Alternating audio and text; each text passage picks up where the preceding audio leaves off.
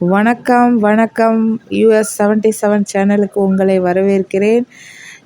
இன்னைக்கு ஏகாதேசி, வைகுண்ட ஏகாதேசியை முன்னிட்டு நாங்கள் இன்னைக்கு எங்கள் ஊரில் இருக்கிற பெருமாள் கோவிலுக்கு நாங்கள் வந்திருக்கோம். இது என்னோட சின்ன வயசுலேருந்தே இந்த கோயில் எனக்கு தெரியும். இந்த கோயிலுக்கு நான் வந்துட்டுருக்கேன். எனக்கு ரொம்ப பிடித்தமான ஒரு கோவில் இது. இன்றைக்கி சொர்க்கவாசல் திறந்து பரமபதல் வாசல் வழியாக மக்கள் வந்து போன இதெல்லாம் இங்கே நடக்கும். அவ்வளோ சூப்பராக இருக்கும் பார்க்குறதுக்கு. ஆனால் அது சின்ன வயசுலலாம் பார்த்தேன். இப்போ என்னால் கொஞ்சம் தள்ளி இருக்கிறதுனால வர முடியல. இன்றைக்கி கோயிலுக்கு வந்திருந்தோம். ரொம்ப கூட்டத்துக்கு இடையில் என்னால் அவ்வளோ வீடியோ ரொம்ப எடுக்க முடியல. என்னால் முடிஞ்ச அளவுக்கு இந்த கோயிலை சுற்றி எடுத்திருக்கேன். அவ்வளோ சூப்பராக இருக்குங்க. நீங்கள் என்ன நினைச்சாலும் இங்கே நடக்கும். உண்மையிலே மன உருகி இந்த பெருமாள்கிட்ட நீங்கள் பேசலாம். அவர் நல்ல ஒரு காட்சி தருவார். அதே மாதிரி ஆண்டாள் சன்னதி, தாயாரம்மன் சன்னதி தனித்தனியாக இருக்குது. அவ்வளோ சூப்பராக இருக்கும். இப்போ எக்ஸ்ட்ராலாம் இங்கே நிறைய கோயில் இப்போ வந்திருக்கு. ஆனால் நாங்கள் சின்ன வயசில் இருக்கும்போது பெருமாள் சன்னதி நேராக ஒரு பெருமாள் இருப்பார். அதுக்கப்புறம் தாயார் சன்னதி, அதுக்கப்புறம் ஆண்டாள், தனியாக வந்து ஆஞ்சநேயர் இருப்பார். அவ்வளோதான், ரொம்ப இருக்காது. இப்போ இந்த கிருஷ்ணர்லாம் இந்த ராமர் பாதம் மாதிரி இதெல்லாம் வந்து இப்போ புதுசாக கட்டியிருக்காங்க. ஏகாதசியோட இது சிறப்பு நாள் போட்டிருக்காங்க. இதுதான் இந்த ராமர் பாதம்னு சொல்லிட்டு இங்கே வச்சுருக்காங்க. இதுதான் வைகுண்ட வாசல் திறப்பு நடந்த இடம். பள்ளிகொண்ட பெருமாள் இங்கே தான் அந்த மண்டபத்தில் தான் வச்சுருக்காங்க உற்சவ மூர்த்தியை. அவ்வளோ சூப்பரான ஒரு கோவிலுங்க. விழுப்புரத்தில் ரொம்ப ஃபேமஸான கோவில் இது ஒன்று.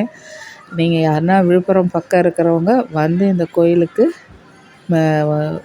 பார்த்துட்டு போங்க. தரிசனம், பெருமாளோட தரிசனம் வந்து அவ்வளோ சூப்பராக இருக்கும்.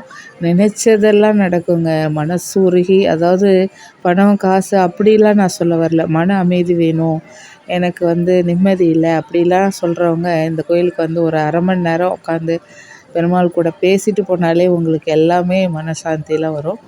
இப்போ புதுசாக ராதே கிருஷ்ண சிலை வச்சுருக்காங்க போல். இது பெரியாழ்வாராக ஏதோ போஸ்ட் வச்சுருக்காங்க. நான் ஒன்று ஒன்றா பார்த்துட்ருக்கேன் அந்த கூட்டத்துக்கு இடையில். அதே தான், ஒவ்வொரு இடமும் நல்லா கூட்டத்துக்கு இடையில் நான் எடுத்தேங்க. ரொம்ப நெருக்கலாக இருந்தது. இதுதான் கொடிமரத்துக்கு முன்னாடி விளக்குலாம் போடுறாங்க. ஏன்னா உள்ளே வந்து போகிறதுக்கு எப்படி ஒரு 2 hours ஆகும். நாங்கள் உள்ளெல்லாம் போய் மூலவரை பார்க்கல. உற்சவரை மட்டும் பார்த்துட்டு வந்து தீர்த்தம் வாங்கிட்டு கிளம்பிட்டோம். லட்டு பிரசாதம் கொடுத்தாங்க, சாப்பிட்டுட்டு கிளம்பிட்டோம். ஏன்னா ரொம்ப இந்த 2 hours 3 hours இந்த கூட்ட நெரிசலில் நான் வரமாட்டேன் பெருமாள்கிட்ட. அவர் ஃப்ரீயாக இருக்கிறப்ப வந்து பார்ப்பேன். இது ரொம்ப பிரசித்தமான ஒரு கோயில். 2வது வந்து வைகுண்ட வாசல் பேர் வச்சே இந்த கோயிலில் அழைப்பாங்க. அதனால் நான் சின்ன வயசுலேருந்தே, அதாவது வாரம் வெள்ளிக்கிழமையானால் இந்த கோயிலில் இருப்பேன்.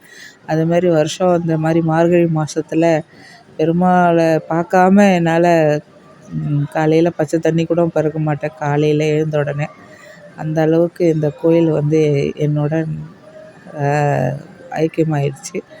இப்போ நல்லா கும்பாபிஷேகம்லாம் நடந்து நல்லா சிற்ப வேலைப்பாடு, பெயிண்டிங் ஒர்க்கெல்லாம் பிரமாதமாக பண்ணியிருந்தாங்க.